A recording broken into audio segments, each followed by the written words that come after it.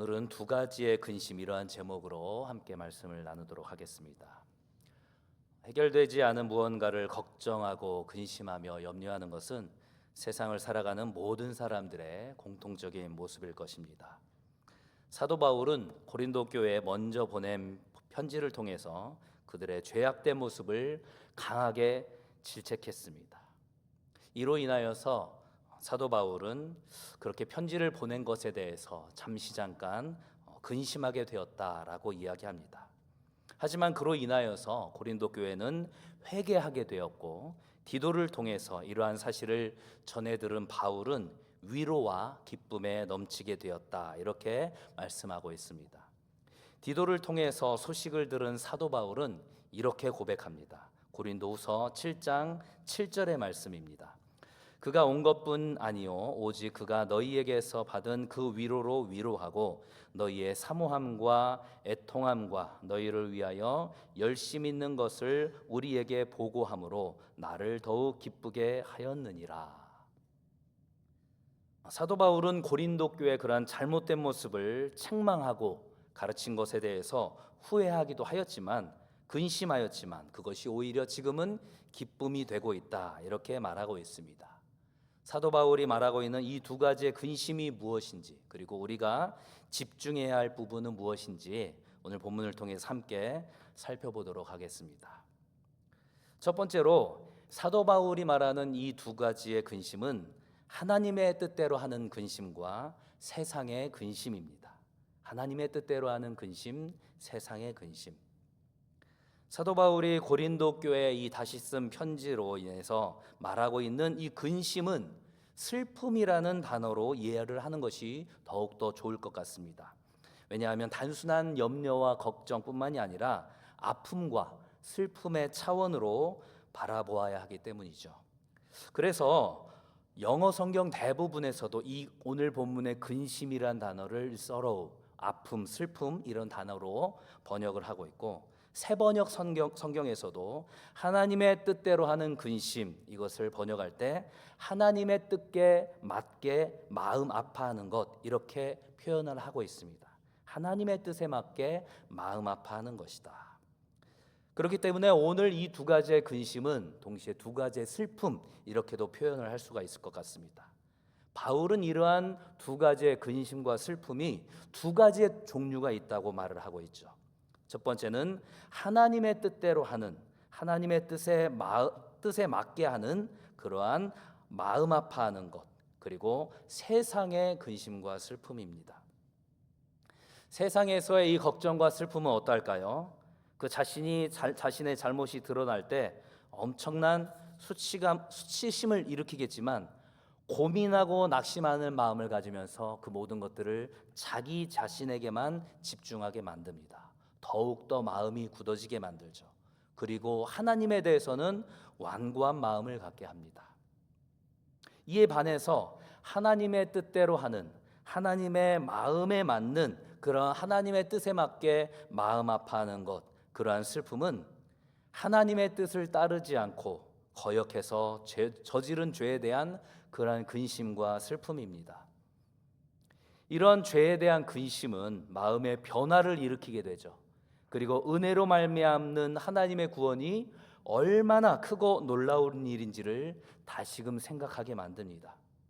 오직 하나님 안에서만 영원히 보호받을 수 있다는 사실들을 깨닫게 되고, 하나님의 길을 떠난 자의 그 비참함이 얼마나 끔찍한지를 알고 그 길을 혐오하게 되고 그 길을 포기하기로 작정하게 됩니다.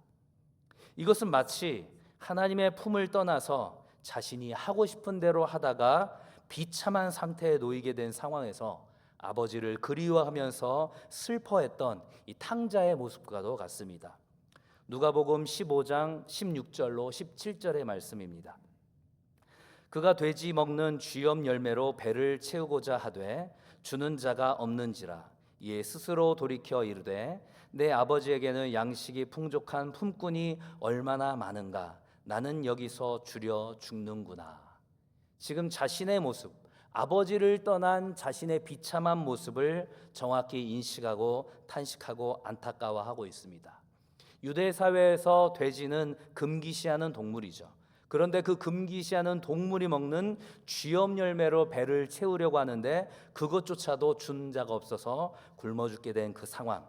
지금 아버지의 집에서는 품꾼조차도 풍족하게 먹는데 나는 여기서 줄여 죽는구나.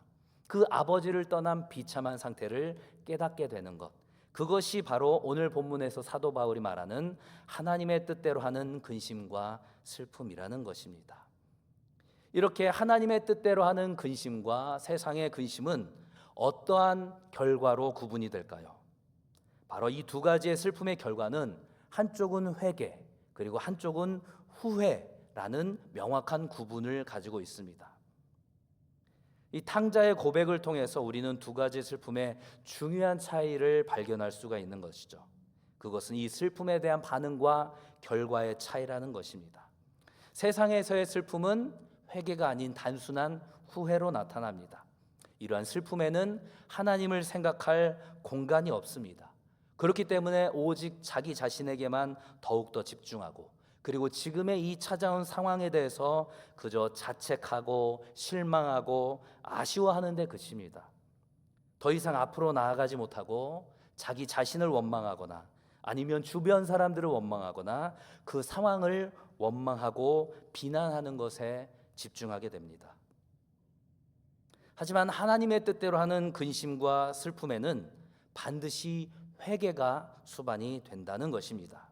왜냐하면 하나님의 뜻을 거스르는 모습으로 나타난 슬픔이기 때문에 이것을 깨닫게 되면 죄의 길로 나아간 자신의 모습을 발견하게 되는 것이죠. 아버지를 떠난 탕자가 그 비참함을 깨달았던 것처럼 하나님의 인도하심을 받지 않은 죄의 길로 그렇게 나아간 성도의 모습 가운데 그 비참함을 깨닫게 되기 때문에 그 모든 것들을 돌이키는 회개가 수반되는 근심이 하나님의 뜻에 따라 하는, 하나님의 뜻대로 하는 근심의 결과라는 것입니다. 앞에서 말한 탕자의 모습이 단순한 후회가 아니라 회개의 모습이라는 것은 그가 보인 이어지는 반응을 통해서 알 수가 있습니다. 누가복음 15장 18절로 20절의 말씀입니다. 내가 일어나 아버지께 가서 이르기를 아버지 내가 하늘과 아버지께 죄를 지었사오니 지금부터는 아버지의 아들이라 일컬음을 감당하지 못하겠나이다. 나를 품꾼의 하나로 보소서 하리라 하고 이에 일어나서 아버지께로 돌아가니라. 아멘이십니까? 이 탕자의 모습이 그 앞에 있었던 16절과 17절에만 끝났다면 그것은 단순한 후회와 탄식이었을 것입니다. 하지만 이 탕자는 어떻게 했습니까? 내가 이제는 나의 잘못을 깨닫고 내가 하늘과 아버지께 죄를 지었기 때문에 이제는 내가 아들이 아니라 하나의 품꾼이어도 좋기 때문에 아버지에게로 돌아가야겠다. 이에 일어나서 아버지께로 돌아가니라. 우리는 죄에 대해서 단순히 마음의 슬픔을 느끼는 것이 진정한 회개가 아니라는 것을 탕자의 모습을 통해서 알 수 있는 것이죠. 반대로 죄에 대한 슬픔 없이는 또한 회개할 수 없다는 사실도 우리가 알 수 있는 것입니다. 우리가 죄의 길에 들어가게 되면 탕자처럼 그렇게 비참한 상태에 놓이게 된다는 사실을 우리가 깨달아야 할 것이고, 그리고 그러한 상태에서 벗어날 수 있는 유일한 길은 그러한 자기의 잘못을 깨닫고 비참한 상황을 인식하면서 참된 회개의 모습으로 돌이키는 것입니다. 제가 회개를 얘기할 때 자주 하는 비유가 하나 있습니다. 우리가 대중교통을 탈 때 버스라든가 지하철을 타다가 졸거나 혹은 한눈을 팔거나 해서 역을 지나치는 경우가 있죠. 그리고 아예 잘못된 버스를 타는 경우도 있습니다. 그때 어떻게 하십니까? 내가 순회동으로 가야 되는데 서현역으로 가고 있네. 내가 버스를 잘못 탔구나. 내가 버스를 잘못 탔네. 어떻게 하면 좋지? 내가 버스를 잘못 탔네. 그냥 그러고 마시겠습니까? 아니죠. 당장에 배를 놀려야죠. 그리고 어떻게 합니까? 당장에 내려야죠. 그리고 어떻게 해야 됩니까? 바른 버스를, 다시 옳은 길로 가는 그 버스를 타야 되죠. 우리가 우리의 죄악을 깨닫고 나서 이것이 내가 하나님께 대해서 죄를 저지른 것이구나, 내가 하나님의 길에서 지금 벗어난 것이구나 라고 인지하는 것으로 그것이 회개라고 생각한다면 우리는 잘못된 버스를 타고 계속해서 가면서 내가 잘못된 버스를 탔구나, 내가 잘못된 방향으로 가고 있구나 라고 인식하는 것에 그치는 것과 같다라는 것입니다. 우리가 운전을 할 때 잘못된 방향으로 갔을 때 바로 내비게이션이 수정된 경로를 얘기해 주는 것처럼 우리가 그 올바른 경로가 되신 믿음의 주여 온전케 하시는 예수님을 향하여서 잘못된 길로 가고 있을 때 바로 잡아서 바로 그렇게 갈 수 있는 그것이 바로 진정한 회개라는 것을 우리가 깨달아야 하는 것입니다. 이러한 하나님의 뜻대로 하는 근심과 세상의 근심이 얼마나 큰 차이가 있는지를 명확히 보여주는 또 다른 두 사람이 있습니다. 우리가 너무나도 잘 알고 있는 가룟 유다와 베드로의 모습이 그렇죠. 이 가룟 유다와 베드로의 상반된 모습도 이 세상적인 후회와 영적인 회개의 차이가 무엇인지를 보여주는 것이죠. 예수님을 팔았던 가룟 유다는 자신의 행동을 뉘우쳤습니다.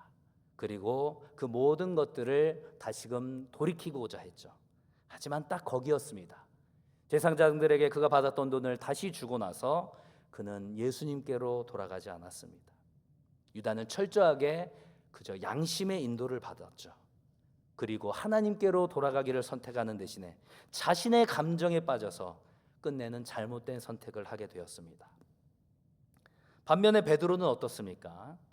예수님께서 닭 울기 전에 3번 부인할 거라는 이야기가 닭이 울면서 생각이 났죠.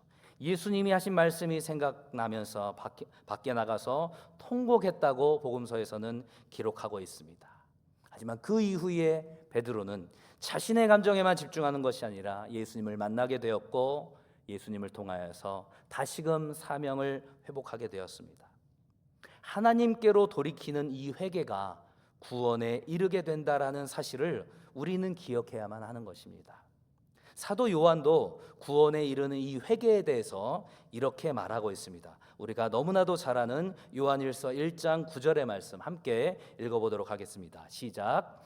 만일 우리가 우리 죄를 자백하면 저는 미쁘시고 의로우사 우리 죄를 사하시며 모든 불의에서 우리를 깨끗게 하실 것이요. 아멘.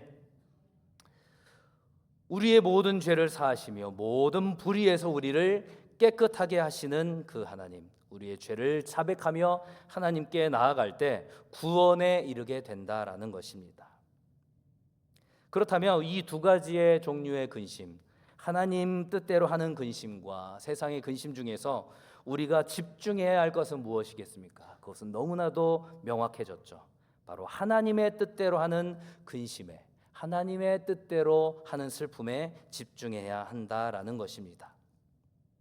우리의 근심과 슬픔이 세상의 모습이 그 원인이 되어서는 안 된다라는 것이죠. 우리를 온전하게 하시는 하나님의 말씀에 불순종한 것에 우리가 슬퍼해야 합니다. 십자가 보혈로 우리를 구원하신 그 예수 그리스도의 은혜를 외면한 모습에 슬퍼해야 한다라는 것입니다.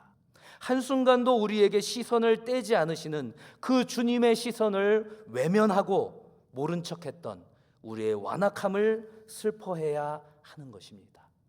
성령 하나님과의 교제가 얼마나 큰 기쁨인지를 깨닫지 못하고 세상에 향락에 도취되어서 진정한 기쁨을 누리지 못했던 그 어리석음을 생각하면서 우리가 또한 슬퍼해야 한다라는 것입니다.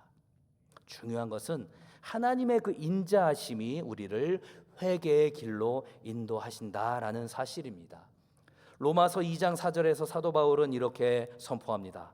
혹 내가 하나님의 인자하심이 너를 인도하여 회개하게 하심을 알지 못하여 그의 인자하심과 용납하심과 길이 참으심이 풍성함을 멸시하느냐. 하나님의 그 인도하심이 우리를 인도하여서 회개하게 하신다라는 것입니다. 이렇게 하나님의 인도하심이, 하나님의 인자하심이 우리 모든 성도들을 인도하여서 회개하게 하신다는 사실을 우리가 꼭 기억하면서 오늘 본문을 다시 한번 읽어보도록 하겠습니다. 고린도후서 7장 10절의 말씀입니다. 시작. 하나님의 뜻대로 하는 근심은 후회할 것이 없는 구원에 이르게 하는 회개를 이루는 것이요 세상 근심은 사망을 이루는 것이니라. 아멘이십니까? 하나님의 뜻대로 하는 그 근심과 그러한 슬픔 가운데 그 모든 것들을 통해서 우리에게 구원에 이르게 하는 회개를 이루게 한다라는 사실을 우리가 깨닫게 되기를 소망합니다. 말씀을 정리하겠습니다.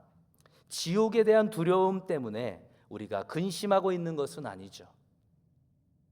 오랫동안 악한 습관에 빠져 있었던 영혼이 너무나도 강팍해져 있기 때문에 오직 하나님의 인자심 외에는 그것들을 인도함 받을 수 없다라는 사실을 우리가 깨달으면서 십자가에 달려서 돌아가신 그 그리스도 안에서 온전히 구현된, 온전히 실현된 그 하나님의 인자하심을 통해서 또 성령의 사역을 통해서 성도들의 마음 속에서 우리 모두의 마음 가운데서 하나님의 뜻대로 하는 그 근심과 슬픔을 그렇게 우리에게 심으신다는 사실을 믿고 우리의 모든 순간에 하나님의 뜻대로 하나님의 마음에 맞게 하는 그러한 슬픔과 근심을 가지고 날마다 회개함으로 하나님과 동행하는 그러한 기쁨을 누려가는 우리 모두가 될 수 있기를 간절히 소망합니다. 이 시간 선포된 말씀을 생각